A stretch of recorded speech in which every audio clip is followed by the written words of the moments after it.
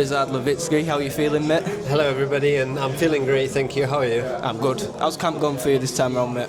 Do you know what? It feels great knowing that I've had a camp. Typically I'm used to just kind of fighting on last minute kind of shows and stuff, so we're always keeping ready. So it doesn't really make a difference, but having that time in advance to make the way to prepare your body and mind properly, it's nice, it feels good. Do you think this is now your opportunity to show everyone the full potential of Rizard? Hopefully, I mean, it's boxing, you never know. Fighters can have an amazing camp, go in and perform like crap, so I'm not deluded in the way that I think, I've had a great camp, so I'm going to have a great fight. But my main focus, and my entire focus, in fact, is on Saturday night and performing under bright lights. Without giving too much away, have you seen any holes in Red's game that you think you'll be able to capitalise on?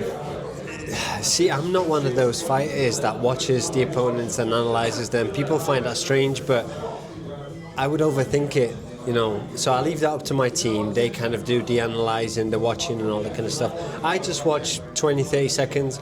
In the amateur days, I'm used to having 5 fights in 5 days, tournaments, very busy, world-class opposition. And in those tournaments, you don't have time to adapt, watch and stuff. You do that on the fly. And if you can't do that, then you're just not fit to compete, and obviously I was. So in my head, it's like I've seen 20, 30 seconds of Red. I respect what I see, but ultimately I'm focused on myself and just being 100% of me. Have you changed anything in your own game this camp? Anything you've worked on since the heist? No, definitely. So, the heist was a little bit of an eye-opener. I've realised that 2 undefeated prospects back-to-back 20 minutes apart is probably my limit. And beating them does take a toll.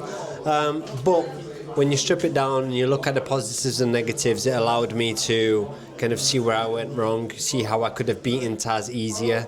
Maybe I wouldn't have broke him the way I did, but I could have beaten him easier.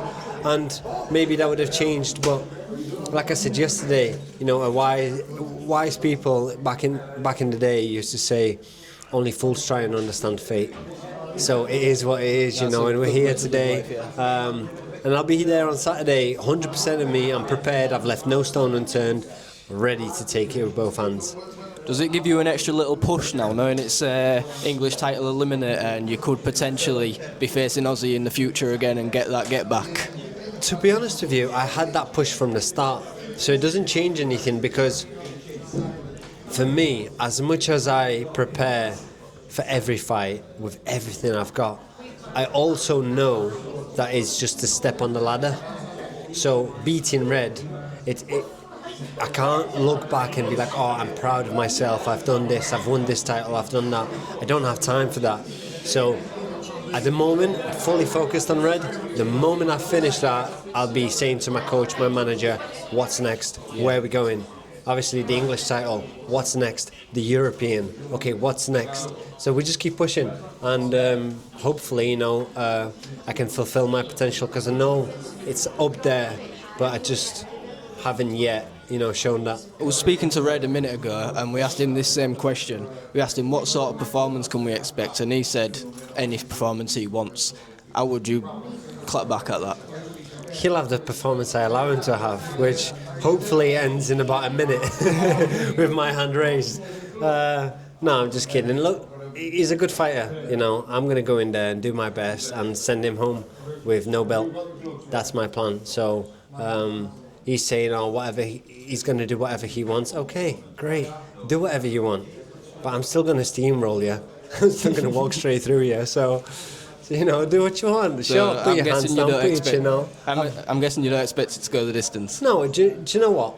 If I went in there looking for a knockout, it just becomes scrappy and I won't find it. That's the realism of boxing, and anybody that knows boxing knows that if you're looking for the knockout, you don't find it.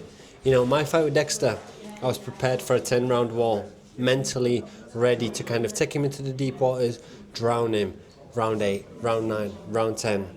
Knocked him out in 8 seconds. Happens. But here, I've got the same mentality. I'm ready to kind of go in there, dominate behind my jab, do what I got to do, and break him, and keep breaking him in whatever ways I can.